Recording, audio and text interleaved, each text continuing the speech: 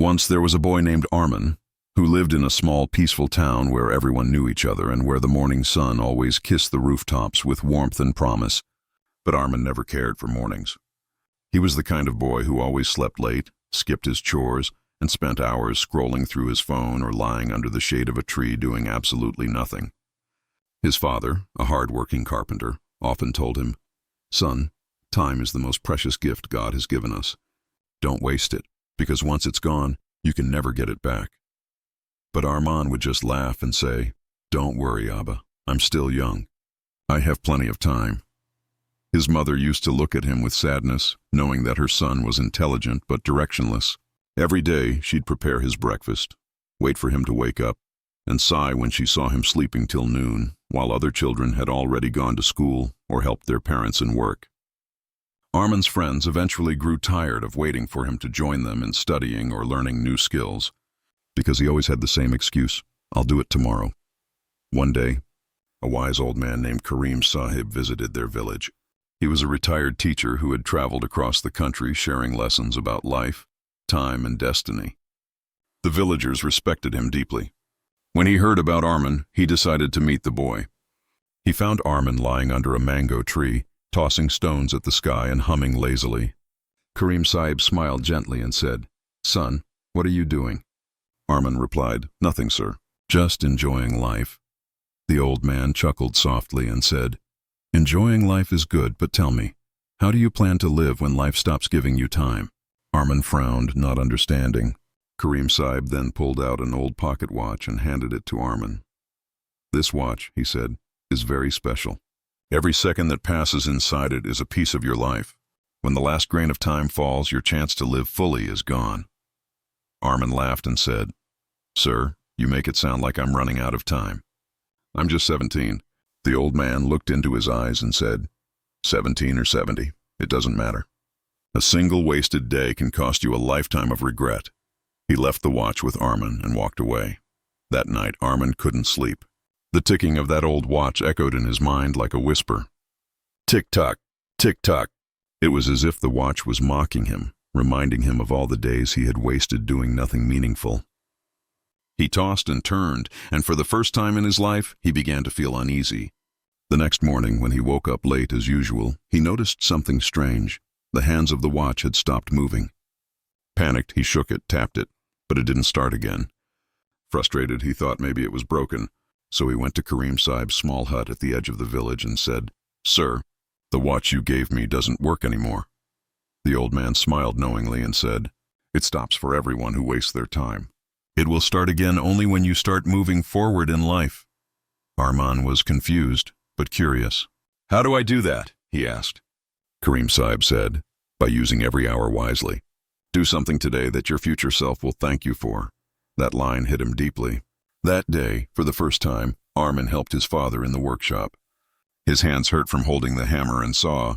His back ached and sweat poured down his face. But when his father smiled proudly and said, "You did well, son," he felt something he had never felt before: pride. That night, he looked at the old watch again, and to his surprise, it started ticking slowly. Tick, tock. The sound filled him with hope. From that day onward, Arman made small changes.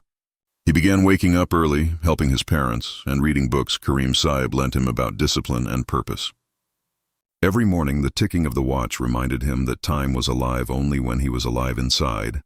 Weeks turned into months, and Arman started seeing the fruits of his effort. He learned carpentry from his father so well that he began designing furniture more beautifully than anyone in town. People started praising him, saying, "The lazy boy has become the village's pride." His father, overwhelmed with joy, whispered one evening, "See, my son, time rewards those who respect it." But life, as it always does, tested him again. One day, a big opportunity came.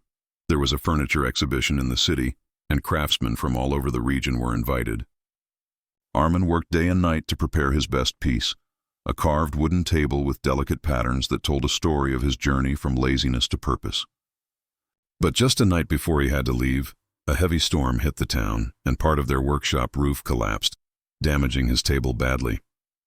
Arman sat there in the broken workshop, staring at his ruined work, feeling crushed. The old Arman, the lazy one, would have given up instantly.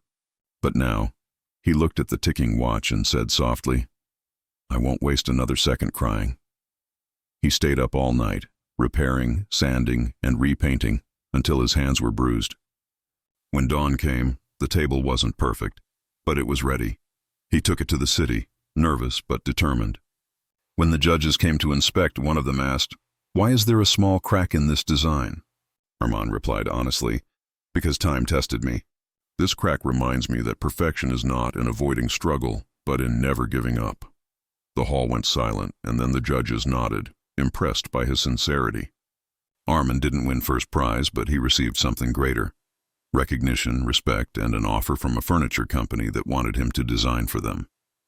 He returned to his village not as a lazy boy anymore, but as an inspiration. The old man Karim Sahib came to see him again and asked, "Tell me, Arman, what have you learned?"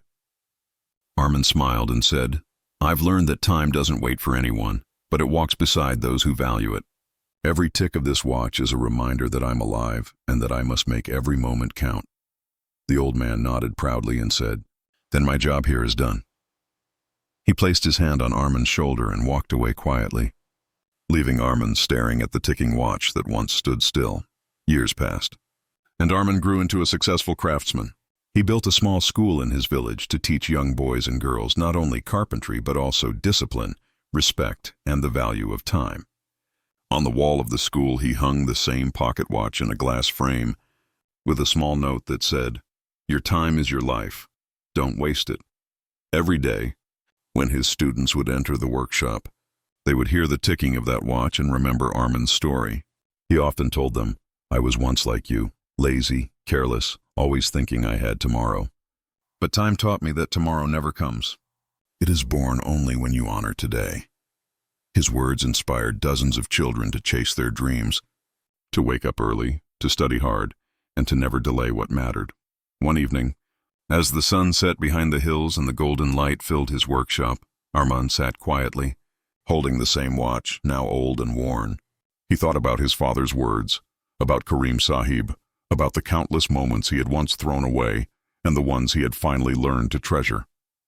The ticking had become slower, not because the watch was dying, but because it had grown old with him. He smiled softly and whispered, "Thank you, old friend, for teaching me to live." As he placed the watch back in its frame, he felt peace fill his heart. For he knew more than success, more than money, more than fame, he had won the greatest victory of all, the victory over wasted time. And so, Arman's story became a legend in his village, a story parents told their children before bed, a story teachers repeated to lazy students, and a story that reminded everyone that time is not just a clock on the wall, but a heartbeat of life itself. It taught that every second is a seed, and if planted with purpose, it blooms into a beautiful tomorrow. But if ignored, it fades into dust, leaving behind only regret. Arman's life proved that no matter how lazy, lost, or late you think you are, the moment you decide to respect your time, the universe starts moving with you. Because time, once your enemy, becomes your greatest friend the day you choose to walk beside it.